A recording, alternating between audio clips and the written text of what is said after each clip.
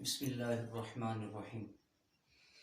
अजीज़ तलबा, मैं हाफिज़ मोहम्मद इसहाक HOD उर्दू उसामा बिन ज़ैद पब्लिक हाई स्कूल फैसलाबाद। अजीज़ तलबा, आज हम 10वीं क्लास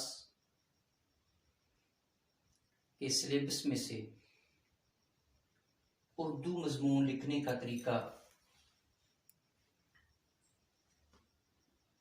सीखेंगे। सबसे पहले उर्दू मज़मून की तारीफ। उर्दू मज़मून किसे कहते हैं?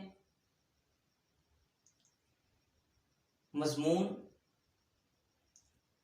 का माना है अपने ज़िमन में लिए हुए। इस्तिलाही तौर पर किसी भी मुतअय्यन मौजू पर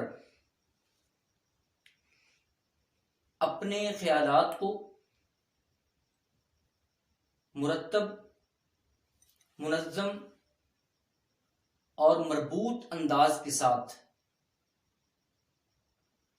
पैराग्राफ की शक्ल में लिखना, तहरीर करना मज़मून कहलाता है। उसके बाद हम अगर देखें मज़मून को,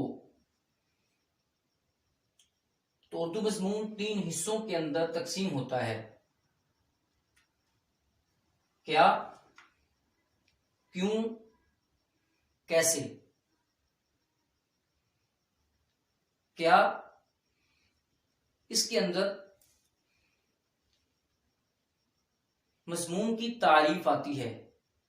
जो टॉपिक हो, जो उन्वान है उस मज़मून का,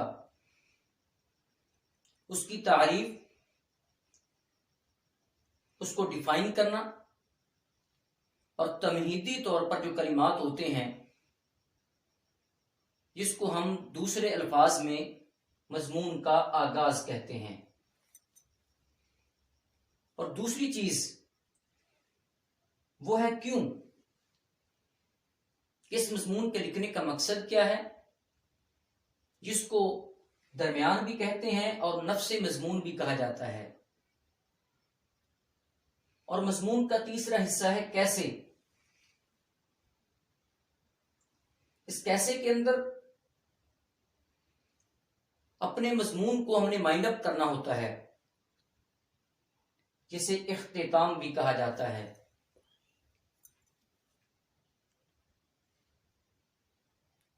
ये मज़मून के 3 हिस्से, इनके मुताल्लिक अजीज तलबा हमें याद रखना होगा कि आगाज जानदार होना चाहिए, दरमियान बुरहानदार होना चाहिए और इख्तिताम शानदार होना चाहिए। 10वीं क्लास में उर्दू मज़मून इंतहाई अहमियत का हामिल है, क्योंकि 75 नंबर में से 15 नंबर मज़मून के होते हैं। इस एतबार से मज़मून पर भरपूर तवज्जो देने की जरूरत होगी। बोर्ड के अंदर उर्दू मज़मून लिखने का जो वक्त है, मुकम्मल वक्त में से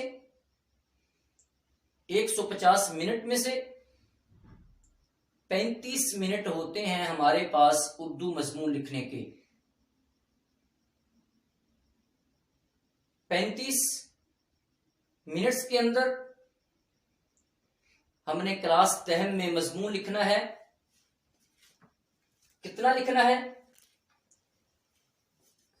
जो उर्दू शीट हमारे बाजार में चलती है,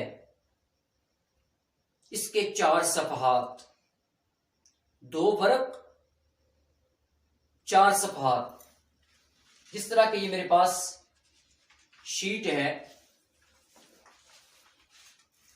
ये शीट का एक सफा, ये शीट का दूसरा सफा, ये तीसरा सफा और ये चौथा सफा, यानी मुकम्मल एक शीट जिसके 2 वरक हैं, 4 सफहात हैं। ये मुकम्मल तौर पर तमाम सफहात फिल होने चाहिए। 35 मिनट के अंदर हमने 4 सफहात लिखने हैं। इसके साथ साथ जब मज़मून लिखना शुरू करना है तो सबसे पहले ये नहीं कि जल्दी से उसका नाम लिख दिया, नहीं, बोर्ड के अंदर 3 मज़मून आएंगे जिनमें से एक मज़मून लिखना होगा। सबसे पहले गौर करनी है कि उन 3 में से कौन सा ऐसा मज़मून है जो मेरी तबीयत के मुवाफिक है, जिसके मुतालिक मैंने बहुत ज्यादा पढ़ा हुआ है, मुताला किया हुआ है, जिसके मुतालिक मेरे पास आयात कुरानिया, अहादीस नबविया और अशआर हैं।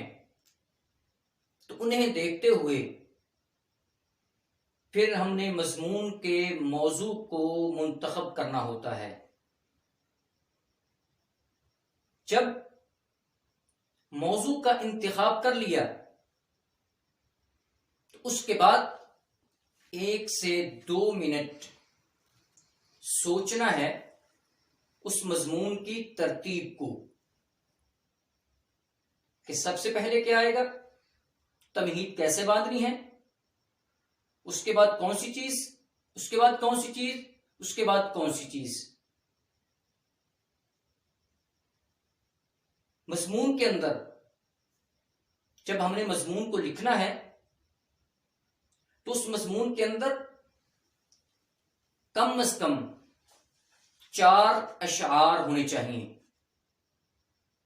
उर्दू जुबान के अंदर कम से कम 4 अशआर होने चाहिए और कम से कम 1 आयत का तर्जमा, 1 हदीस, अगर मुकम्मल जुबानी अल्फाज अरबी जुबान के, अरबी हदीस के, अरबी मतन के हैं वो, अगर अरबी मतन याद नहीं तो उसका तर्जमा, और उस मौजू के मुताल्लिक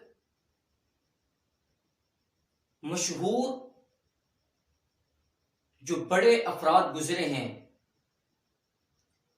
उनमें से किसी का कोई कौल वो भी मज़मून के अंदर जिक्र करना चाहिए, जिसके साथ जो मुम्तहिन है, जो उस पेपर को चेक करने वाला है, ये चीजें उस पर बहुत अच्छा असर डालती हैं। तो इसलिए अजीज तलबा, हमने उस मज़मून को जो लिखना है उसके अंदर आयात भी आ गई, अहादीस भी, अशार भी और अक़वाल भी। याद रखिए, हमने जब मज़मून को लिखना है हमने पैराग्राफ की शक्ल में लिखना है। मिसाल के तौर पर यह हमारे पास एक मज़मून है अल्लामा मोहम्मद इकबाल। इसमें एक पैराग्राफ ये शुरू हो रहा है और दूसरा पैराग्राफ यहां से शुरू हो रहा है। गोया कि 2 पैराग्राफ के अंदर ये एक सफा है। और इसके साथ साथ एक और चीज जो कि इंतहाई काबिले तवज्जो है कि जब हमने ऊपर सवाल नंबर लिखना है वो दरमियान के अंदर लिखना है, साइड पर नहीं, दाएं भी नहीं, बाएं भी नहीं, बिल्कुल दरमियान में लिखना है। उसी के नीचे मज़मून दरमियान में और उसी के नीचे जो हमारा मौजू होगा वो दरमियान में लिखा जाएगा। याद रखिए, ये तीनों चीजें कट वाले मार्कर से लिखनी है, सादा मार्कर से नहीं, कट वाले मार्कर से, जिसको अमूमी तौर पर बाज़ तलबा टक वाला मार्कर कह देते हैं। ये टक वाला नहीं, कट वाला मार्कर जो है उसके साथ इन चीजों को लिखना है, तीनों चीजों को। और सवाल नंबर, बाज तलबा इस तरह सवाल नंबर लिख देते हैं, सवाल और नंबर ये दोनों इकट्ठा जम कर देते हैं। याद रखिए ये तरीकाकार गलत है। सवाल नंबर लिखना है, सवाल अलहदा और नंबर अलहदा लिखने हैं। और इसके साथ साथ ये चीज भी ज़हन में रखनी है कि मज़मून लिखा जा रहा है, इसके अंदर जो अशार लिखने हैं, खास तारीख है, खास नाम है या आयत कुरानिया का तर्जमा है, कोशिश करें कि उन्हें ब्लैक पॉइंटर के साथ लिखें। पेन के साथ आप मज़मून लिख रहे हैं, ये चीजें आप ब्लैक पॉइंटर के साथ लिखें ताकि हाईलाइट हों। जिस तरह ये आपके सामने है, पहले सफे पर ये शेर लिखा हुआ है ब्लैक पॉइंटर के साथ। आगे 9 नवंबर 1867 मोहम्मद इकबाल, मरे कॉलेज सियालकोट, ये ब्लैक पॉइंटर से लिखा हुआ है। इसी तरह दूसरे सफा पर मौलवी मीर हसन, इकबाल हमेशा देर से आता है। उसके बाद मोती समझ के शाने करीमी ने चुन लिए, ये शेर है, ये ब्लैक पॉइंटर से। आपका एहसान मुझ पे भारी है, ब्लैक पॉइंटर से, ये शेर ब्लैक पॉइंटर के साथ।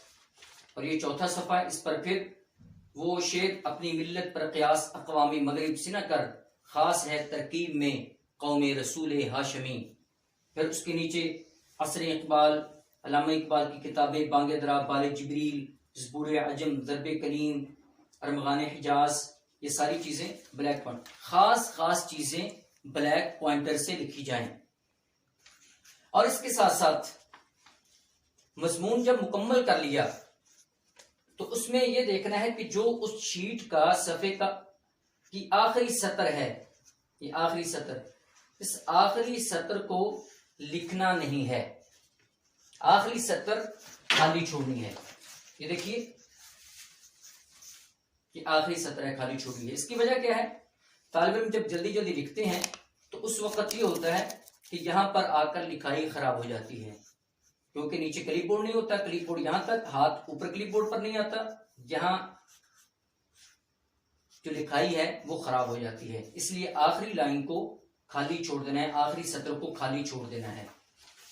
तो अब अजीज तलबा, आज का ये लेक्चर जो है हम इसको मुकम्मल करते हैं। एक मरतबा इआदा कर लें, रिवाइज कर लें आज के इस मजमून को।